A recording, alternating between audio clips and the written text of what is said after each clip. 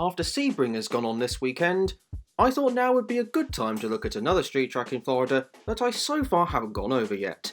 So it seems fitting that we should take a dive into the West Palm Beach street circuit.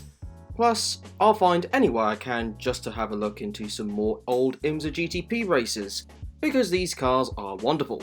Not only that, but some fascinating and intriguing late 80s TV graphics. So West Palm Beach hosted IMSA sanctioned events from 1986 to 1991. However, we had two different tracks in this location's history. Seeing though as you traditionally start these sort of videos with the first iteration of something, let's not deviate from that norm and begin with the layout used from 1986 to 1987. Luckily, it shouldn't take me too long because this is not a particularly long track.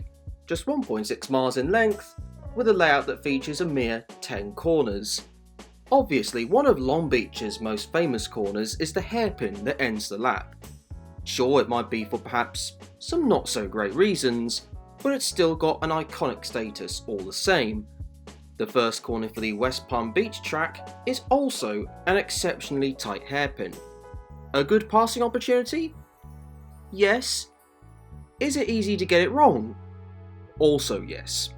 It also looks like quite an ungainly sight, so to speak, watching these ferocious thoroughbreds of a motor vehicle trying to navigate said hairpin, purely because this is about as far away from the car's comfort zone as you can get, whilst staying on the asphalt of course. A short burst of acceleration brings you to a 90-degree right-hand corner, but with a very open entry thanks to the considerable width of the track on the entry to the corner.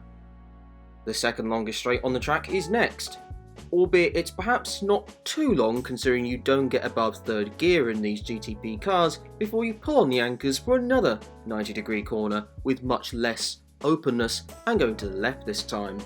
After a kink to the left, another fairly open section of track leads you to a portion of the circuit with a very low average speed. A fairly slow right-hander then brings you to a double apexed left-hander. Whilst it has a slow entry, it then very quickly opens up, giving you a false impression that the corner has a fast exit, yet it has the complete opposite. Then as soon as you get past that, you have no time to relax before you come up to yet another double apex corner. One of the rare instances in motor racing of a track with two consecutive double apexed corners. This one though is almost a complete reversal of the previous one, where the exit of the corner opens up rather than tightens.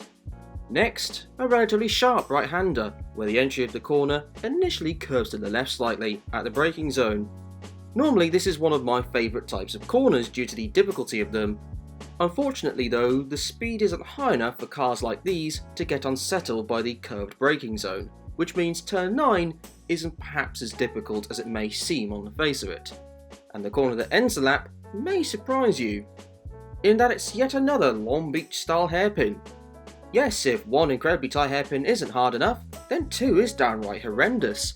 This one seems even tighter than turn 1, which is saying something of course. Also, that corner had a unique way of stopping a car if you went straight on. I mean, I'm sure this method is effective, but it does look like the organisers of the event just bought several tyres from a used tyre dealership and then didn't have time to put them up neatly, so just chucked them randomly in the runoff area. I guess the final thing to go over is the pit lane, which I think given the geography they had to work with, is actually pretty good. A wide and straightforward entrance to the pit lane, plus a nice merger back onto the track, which is also marked by some cones, so that the drivers on the racetrack itself don't have a head-on collision with a car coming out of the pits. To be honest, that's probably the best bit about this track, which maybe isn't the greatest of things to shout home about. The track also had issues with the tarmac coming up, so a good friend of this series, the quick curing concrete, was used to fix the issue. Furthermore, a number of the drivers didn't seem to be particular fans of this track either, hence why it was moved from the downtown auditorium to this place. The South Florida Fairgrounds.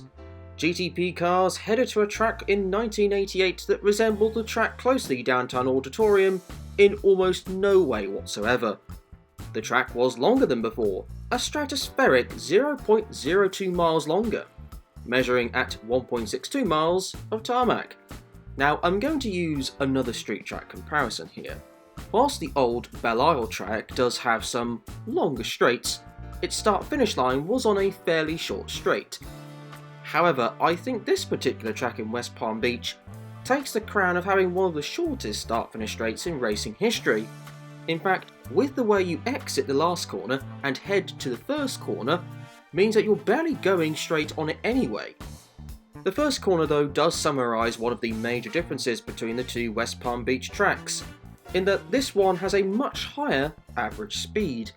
It's a fast left-hander that you take in third gear with these cars, going over bumps similar to the nearby, relatively speaking, Sebring circuit. Turns 2 and 3 apparently are separate corners, although, to be honest, the blend into the turns is so seamless it might as well be one whole corner. Whether it's 2 corners or 1, it's still taken in third gear. In fact, it's only when you reach turn 9 on this 11-turn track that you go lower than third gear in these GTP cars, which isn't a surprise given that turn 9 is a hairpin, although it's nothing like the sort of hairpin that you saw on the Auditorium track. Anyway, back to where we were initially. Turn 4, 5 and 6 are very similar corners. All are 90-degree style turns, but are about as opener and 90-degree turns as you'll get on any racetrack. Turn 7 and Turn 8 are also designated as separate corners, despite the smooth transition between the two. However, this is a brilliant corner. Turn 7 is a small kink that leads you into the fast 4th gear left-hander that is Turn 8. A very satisfying corner to watch these cars go through at their limits, whether that be by the television or at the track. Now, I certainly didn't go to this event in person, but I don't need to convince you that that corner in person at that venue would be incredible to watch with these cars. We bypass Turn 9 as I've gone over that already and head to the final corner at Turn 10. Well, again, it's classed as 2 separate corners. I'm not entirely sure how, considering through the whole process of a driver entering Turn 10 and exiting Turn 11, they don't stop turning right at any moment.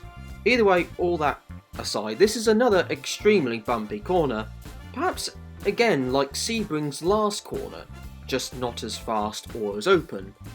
Plus, the final corner at Sebring doesn't have the pit lane entry on the outside of it. Overall, this is a clear improvement in terms of a driver's track compared to the first iteration. It has Albert Park similarities, with there being a decent amount of grass on sections of this track. However, another Floridian street track, used by IMSA around this time, Tampa, probably has a better Albert Park connection than West Palm Beach does.